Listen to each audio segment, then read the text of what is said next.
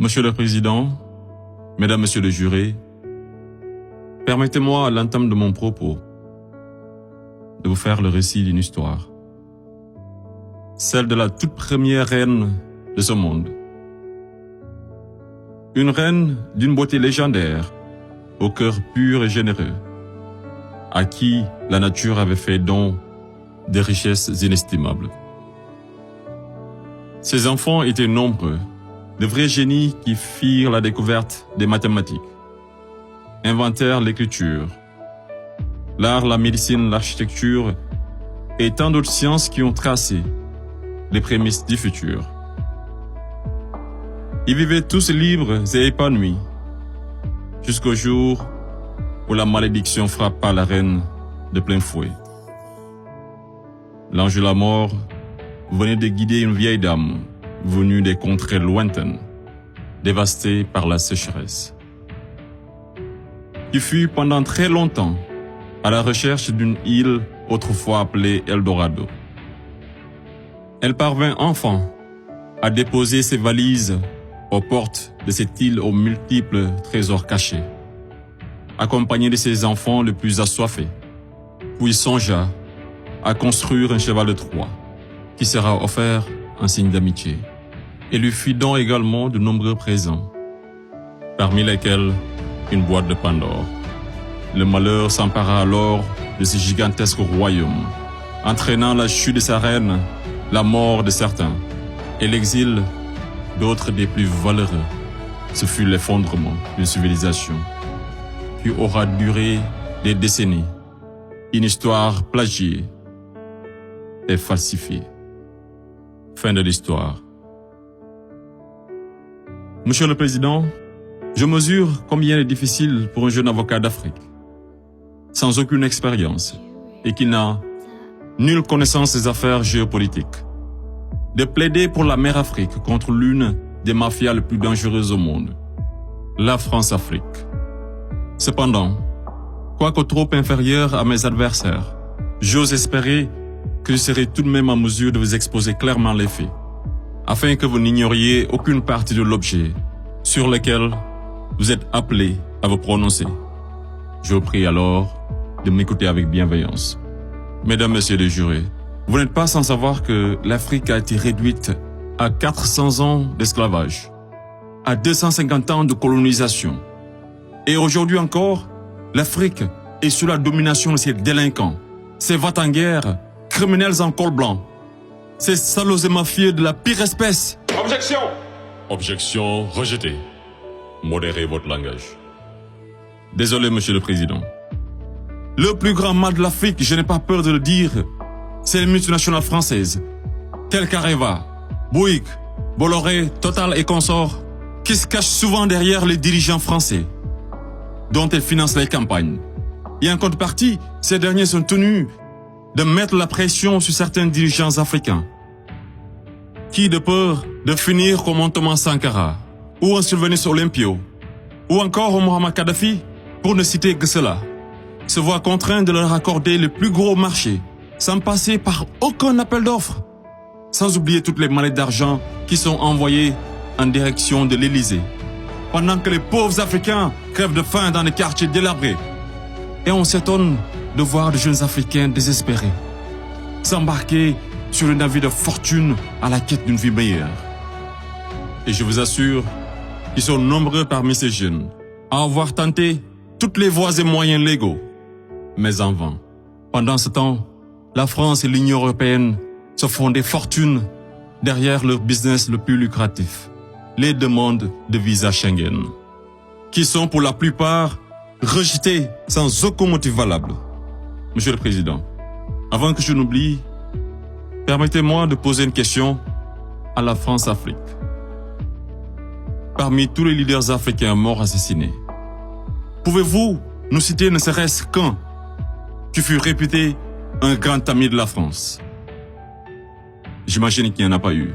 Mesdames, Messieurs les jurés, je vous laisse juger. Monsieur le Président, j'accuse la France-Afrique, de crimes contre l'humanité, de crimes d'agression, de crimes économiques et d'avoir été derrière des crimes de génocide. La plupart des dirigeants français sous la Ve République me rappellent des propos d'un homme sage qui disait, je cite, « Les postes éminents rendent les grands hommes encore plus grands et les petits hommes encore plus petits. » Fin de citation. Et le pire d'entre eux, c'est ce nain assassin de Sarko. Ce trafiquant d'influence, connu pour sa mégalomanie, l'homme aux scandales multiples, Bettencourt, Tapi, Kadhafi et j'en passe. Ce criminel contre l'humanité, toujours en liberté, qui se la coule douce derrière les mélodies de la brune, alors que sa place se trouve à la haie. Vous lui direz que malgré tous ces mensonges, avec la complicité de certains médias, que le monde entier, et les Africains en particulier, connaissent toute la vérité sur les véritables raisons de l'assassinat de Kadhafi, sous les applaudissements de Bernard-Henri Lévy, et sur la chute orchestrée de Laurent Gbagbo, qui aurait commis un crime de lèse-majesté en voulant tout simplement ouvrir son pays à la concurrence internationale, en exprimant aussi sa volonté d'établir un rapport d'égal à égal avec la France, et en souhaitant revoir le contrat qui liait son pays à l'entreprise Bouygues. Bouygues, du fameux Martin Bouygues, un ami intime de Sarko, par ailleurs parrain son fils du nom de lui, tous les deux impliqués dans le conflit ivoirien. Ce n'est pas un hasard. Mesdames, Messieurs les jurés, ai-je besoin d'en rajouter un mot pour que vous compreniez ce jeu d'échecs qui se joue sur le dos de pauvres Africains, alors qu'ils doivent tout à l'Afrique? C'est grâce aux Africains que vous avez une république que vous appelez la France. C'est grâce aux Africains que vous êtes enrichis. C'est grâce aux Africains que vous avez aujourd'hui votre statut de 5e puissance mondiale avec un droit de veto au sein de l'ONU. Et c'est encore grâce aux Africains que vous avez 2 Coupes du Monde à votre compteur. Qu'attendez-vous encore des Africains? Qu'on vous ramène la Lune? Ayez au moins un peu de décence et respectez les Africains, surtout les Noirs et les Arabes qui vivent en France. Monsieur le Président, je voudrais par ailleurs, et si vous me permettez de parler brièvement de la Cour pénale internationale.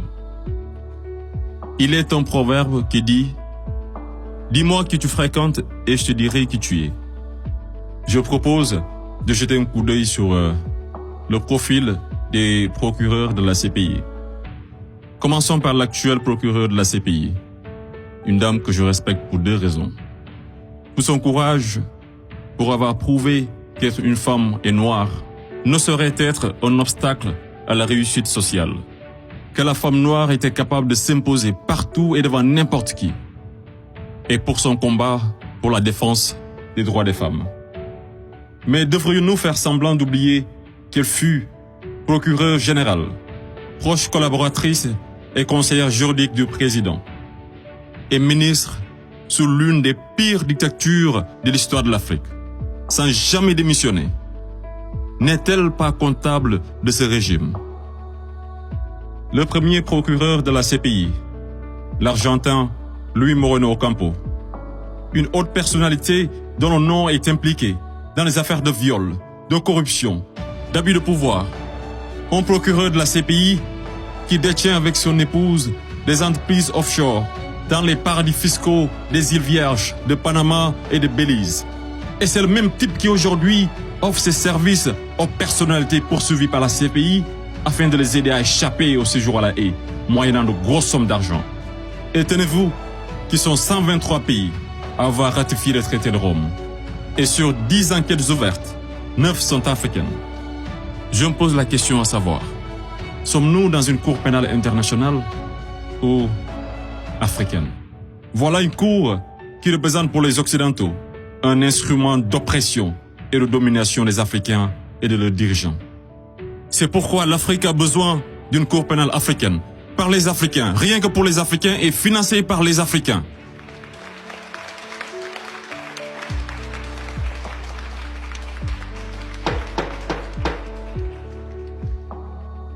Monsieur le Président, je ne suis qu'un jeune ignorant qui ne prétend point détenir toute la vérité. C'est pourquoi je vous apporte des documents qui vous permettront d'y voir un peu plus clair. À l'exemple de cette copie d'une conférence de François-Xavier Verschave intitulée De la France-Afrique à la Mafia-Afrique. Je salue également le courage de ces hommes et femmes de valeur qui osent lever leur voix pour défendre les intérêts de l'Afrique. Je pense au grand Kémy Séba avec l'ONG Urgence panafricaine.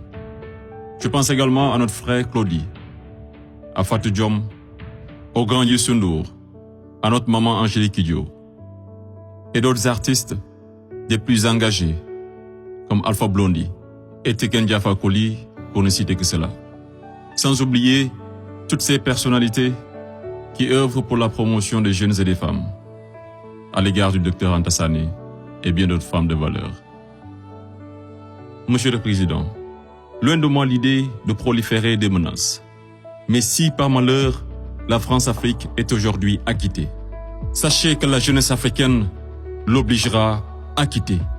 Elle se mobilisera davantage et réunira toutes ses forces vives, hommes et femmes de valeur, sans exception d'âge. Intellectuels, sportifs de haut niveau, artistes de renommée internationale et sympathisants de l'Afrique. Et tous mèneront une campagne dévastatrice par tous les moyens pacifiques afin de dégager un par un ces bénéwiwi, présidents marionnettes de la France-Afrique, en faveur de vrais leaders panafricains véridiques qui auront le courage de mettre fin à la domination de cette mafia et qui décideront de la fin de la plus grosse arnaque de l'histoire, le franc CFA.